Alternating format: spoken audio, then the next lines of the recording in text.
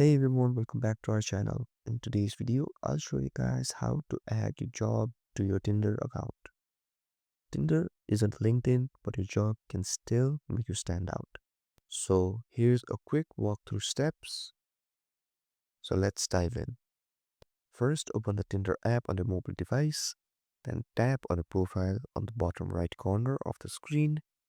This will open your personal profile section from where you can change and update your personal informations. After you're in your profile section, tap on the pencil icon right here, then scroll down until you see job title. Just tap on it and you can write your job right here. And after you're done, simply go ahead and tap on the arrow icon on the top left. This will automatically update your job title in your Tinder account.